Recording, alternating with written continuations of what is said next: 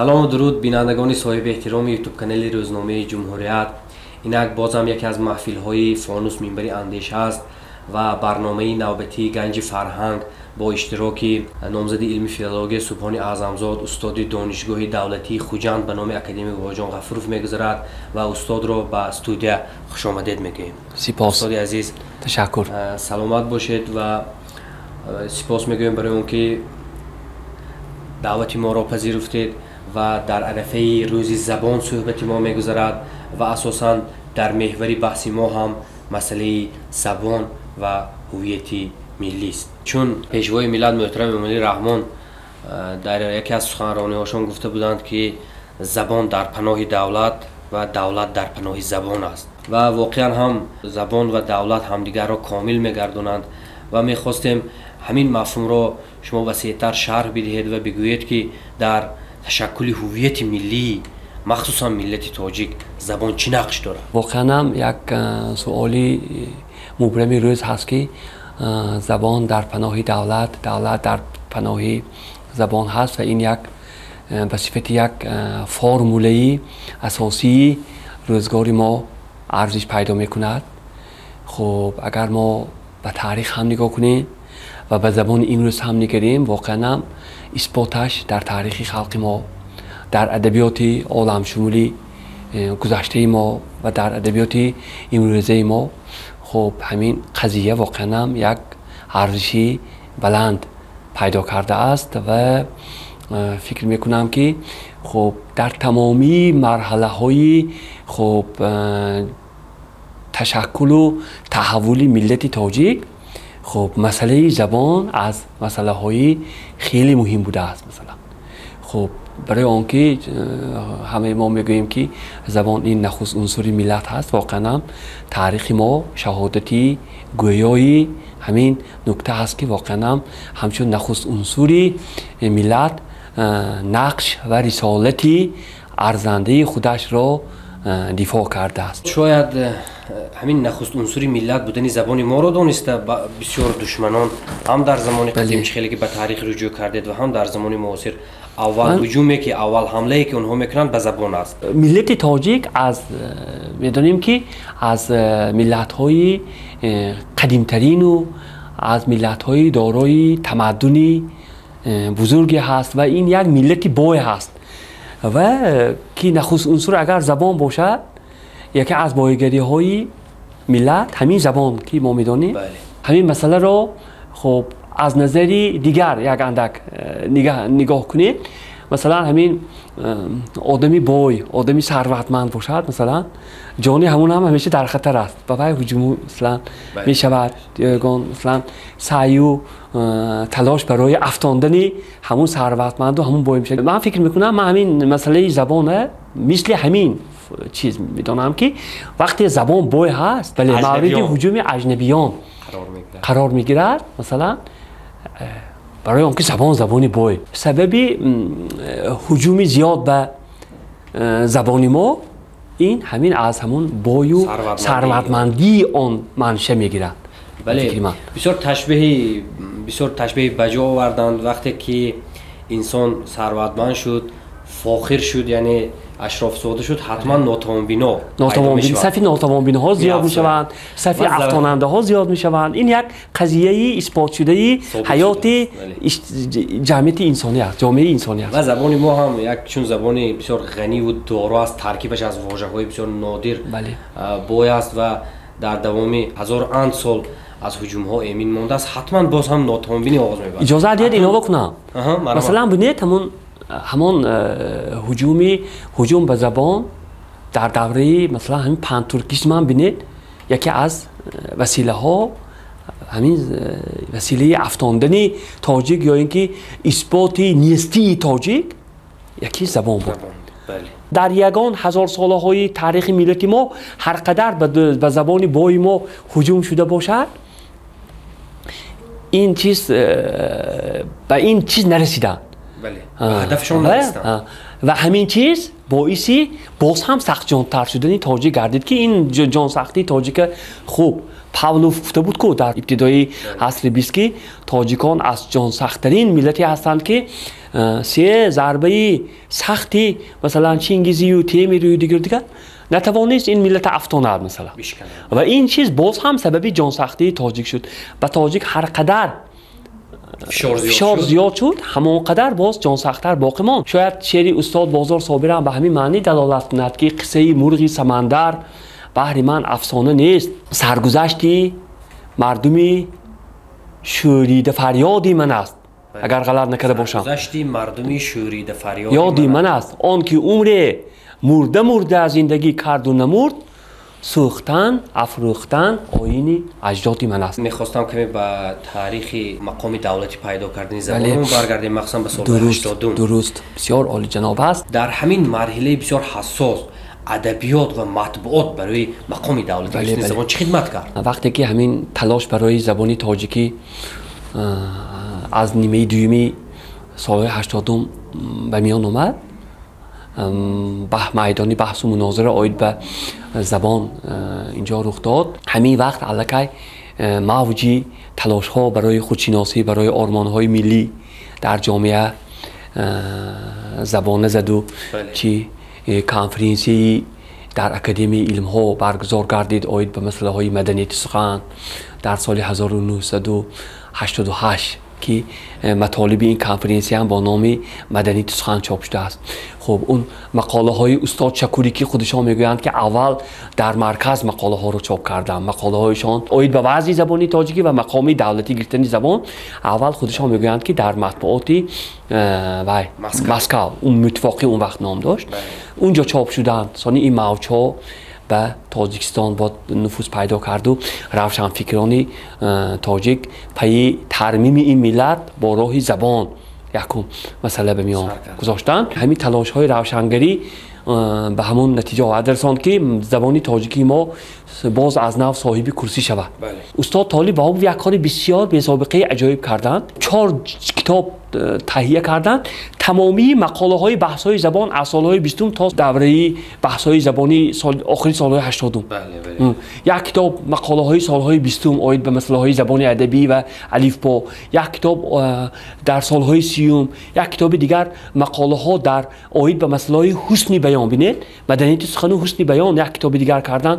بعد کتاب چهارمشون مقاله هایی که تمامی مقاله هایی که در مورد بحث زبان در سالهای بازسازی شد اونجا گرد آمد. این کار بسیار کار ارزشمند، من فکر میکنم این کتاب در دایره های پایتخت باز چاپ شود و زیادتر بهره مند شوند مردم، نه تنها در زمان سامانیان، نه تنها در زمان شوروی، بلکه در زمان استقلال هم هجوم به سر زبان ما ادامه یافت. سالهای مخصوصا 2019 و 20 در دوام 2 سال موضوع بحثی اساساً این بحث ها که در موج این بحث ها در اینترنت ادامه یافت، مخصوصا در شبکه فیسبوک، بحث سری نام زبان بود.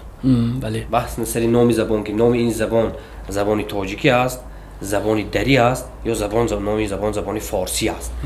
و در این بحث ها البته بعضی آنهایی که به افراد داده شدند خیلی با بهانه همین بحث بسیار مسئله های دیگر کشودند و از همین چیز استفاده برده خواستند که باز هم برای پریشان کردن فارسی زبانان جهان برای خود یک دستک، یک بهانه سازند، نام زبانه. در همین بحث ها شما یکی از آنها بودید که با دلیل، با سرچشمه، با اعتماد برای آنها پاسخ میدادید در شبکه اجتماعی. میخواستم که شما درباره این بحث ها کمی صحبت کنید و این بحث ها در آخر چرا به بار آورد و چگونه شدت اون بحث ها کاهش یافت. مسئله بحثی نامی زبان بود که البته خب من گفتم خواهم که این مسئله شاید آینده هم بحث زیاد شود، برای آنکه چرا که چون چندین 10 ساله این بحث هست، فکر نمی کنم که نقطه گذاشته شود. خواه ناخواه ما عقیده درست بیان میکنیم یا نادرست بیان میکنیم، خواه ناخواه این علم همین که نقطه مانی نداره. سخنرانی پیشوای ملت در زمینه زبانی ما 5 اکتبر، بله، خب این همین یک صحبت بسیار ویژه دایر گردید و خودم هم گوش به اون صحبت بسیار عمیق داشتم که چون به اون نقطه نظرهای من هم آید بود و من انتظار بودم که پیشوای ملت در این زمینه یگان نکته بسیار مهمه باید عرض کنم و واقعا هم عرض شد همین. بعد اون صحبت فکر میکنم موجه اون بحث هایی که بحث های شدید بود، بسیار بحث های گاه تندروی ها بود، این بحث کمتر شد و اون نفرانی که با ما در بحث بودن و اصلی نکته نظری اونها اصلا من موافق بودم که واقعا هم خیلی این ما نمیتونیم که اصلی فارسی زبان ما رو انکار کنیم و این ناشدنی هم هست. نام تاریخی زبان ما هست. این اصطلاحی تاجیکی پیدا شدنش این واقعا هم این تاریخ روشنگری ما رو ما انکار کرده نمیتونیم. ما این رو هم به نظر گیریم که آخر همین اصطلاحی تاجیکی ما باعثی همین ملت ما باقی مانده نشد. مثلا این تاریخ هست، ما همچون تاریخ مثلا این چیزا باید همیشه در مد نظر داشته باشیم. یعنی مجبور بود که زبان خودش به پناه دولت گیرد اون زمان استاد عینی. بله. مگر هم که زبان با هر نامی باشد باید خودش به پناه دولت میگرفت و امین میموند در ورارت، مخصوصا در تاجیکستان. استاد عینی با اون قدر دانایی و مثلا دوراندیشی نمیتونست که از این چیزها ناآگاه باشد. اینا هستند برای اون که از بطن زبان فارسی زبانی ما را دور بکند این اصطلاح ساخته باشد. نه، بلکه این اصطلاح با اون خاطر ساخت که زبان در پناه دولت میماند. من برای تصدیق همین مطلب یک نکته گویم اگر اجازه باشد. اصلا خواهشی من این بود که شیوه علمی پیگیری شود، یعنی که پیش از آن که به این بحث هر کس دست میزند و هر کس وارد میشود اون منبع ها رو هم خوانده باشد. بله، تا اینکه بحث ویران نشود. مثلا برای اون که آنچه که ما امروز گفتیم از ما پیش دیگه روشنفکران هم گفتگی هستند، یعنی که ما اون کارو بی سابقه نکردیم. مثلا من یکمین مقصد اصلی من در این گزاره های مطلب آید به همین مسئله و همین نکته گیری میخورد. پیشوای ملت در رابطه با زبان سخنرانی کردن، واقعا اگر همون سخنرانی رو از آغاز تا آخر میخوانیم معلوم میشود که پیشوای ملت هیچ رجوعی به این اصطلاح ها نمیکنن. برعکس اونها یک چیز رو همه در تمام سخنرانیشون در محور یک چیز میچرخد که ما باید به جای سر این بحث ها برای پرقوت کردن پایه های زبان این یک و این بحث ها ادامت بود هست و مثل که شما گفتید دوام می‌یابد. اما اگر ما سر این بحث ها سرگرم شویم پایه های زبان رو که نیرو میبخشد. به یکی از مباحثان من نوشته بودم که برای زبانی ناب شده از سخن ناباب استفاده کردن چقدر میفهمید. مثلا اگر بیاید یک فرمول کنیم مسئله زبان ناب را با گفته های ناباب یا با بحث ناباب مثلا حل کنیم. حالا وقتی که مسئله زبان برای این چیزی ناب باشد ما خیلی بحث باید ناب باشد دیگه. چون شما بیشتر از 22 سال باز با تعلیم و تدریس مشغول هستید در دانشگاه دولتی خوجند به نام اکادمی مرجان غفورov. مناسبت نسل نو با زبان چگونه است؟ اکثری روشنفکران ما بیشتری موردها لب به شکوه میکشند که نسل نو ما با زبان تاجیکی خود یعنی با زبان مادری خود کمتر توجه دارند و بیشتر صحبتشان بین خود با زبان غیر است. اگر ما مثلا از این خیلی بحث های خفقان آور و بحث های بغرنجی سخت اجتماع‌گرا یک گریز جویم، یک فاصله گیریم و اگر یک مطلب اصلی ببینیم آخر نمیشود که به نسل امروزه ما غناوتی زبان ادبیات کلاسیکی زبان پربار کلاسیکی خودمان آموزیم، رودکی را این خیلی غنی آموزیم، فردوسی را، مولانا را و دیگرها را در سطح اگر بلند اگر ما آموزانیم من فکر میکنم جای این بحث نمیمونه. شما درست اگر همین توجه کنید چرا خودی همون خطی بحث رو میفهمم خودی همون بهره بردار نفری که از اون میراث بهره زیاد میگیرد یک فیض میبردارد و خودش میفهمد که وای در گذشته همون فارسی بود، سرنوشتی تاریخی ملت تاجیک همین خیلی کرد که به سری زبانی ما نامی تاجیکی هم آمد. روشی یا متدولوژی از بر کردن زبان شاید برخی تجدید نظر هم خواهد.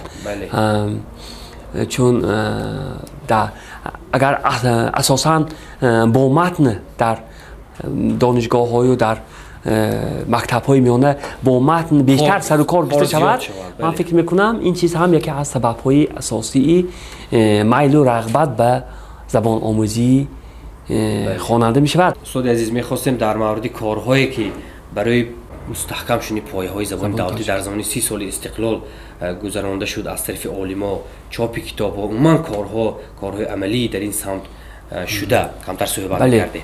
بله، در مورد ارج گذاشتن به زبان ملی ما خیلی زیاد گفتن ممکن است. خصوصا در 30 سال استقلالیت. خب اگر ما آغاز این پدیده را زمانی بازسازی گوییم، زمان استقلال باز یک مرحله دیگری در رسیدن به آرمان‌های ملی، خودشناسی زبان و دیگر. خب که جریان‌های فکری زیادی را به میان آورد. خب این بسیار نتیجه مهم برای صاحبان این ملت و صاحبان این زبان. اون پیکارهایی که در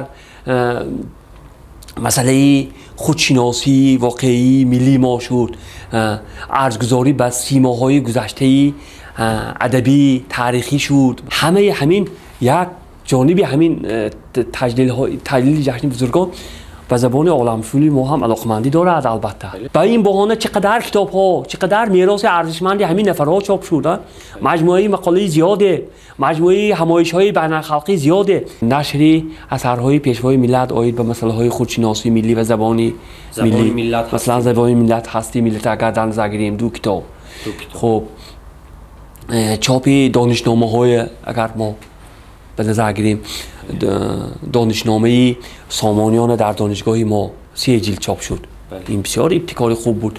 دانشنامه رویدکی ما که به روزی زبان رسیده ایستاده، زبان ما که همیشه ما را از هر به گفتی تاجیکانه از هر آفت و از هر بد و بلا نگاه داشته است، من بعد هم همین رسالتش انجام دهد.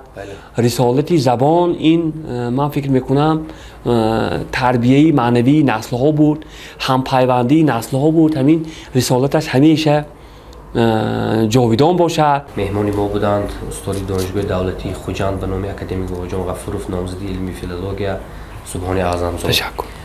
زبان واقعا هم نخست عنصری هستی ملت ماست و در ارجگذاری، در حفظ و بی‌آلایش نگه داشتن آن هر یکی ما مسئولیم و در برابر این از مؤسس روزنامه جمهوریت سرور دولت محترم امیل رحمان سپاسگزاری میکنیم که در پایداری زبان در 30 سال استقلال خیلی کار و پیکارهای ماندگار از خود نشان دادن. از جمله بهترین کار و پیکارشان در برابر نشر جلد آثار بزرگان ما، همچنین شاید صدها نام و نامواژه های دیه و روستا و حتی شهرها و حتی ولایت های بزرگترین ما را با نام های صرف تاجیکی، با نام های صرف نابی، با واژه های نابی سغدی قدیم حتی ایواز کردند. از شروع میکنیم از نام ولایت سوخت تا نام کلانترین شهری ما، شهر قرغان تپه را چند پیش به نام باختری وضع کردند و اینطور پیکارهای سرور دولت خیلی زیاد است. ما از این منبر بلند برای پشتیبانیشان از زبان تاجیکی، از زبان تاجیکی فارسی سپاس میگوییم و با امید پیگیری بینندگان از برنامه‌های ما در یوتیوب کانال روزنامه جمهوریت برنامه را به پایان میرسانیم. شاد و خرم باشید.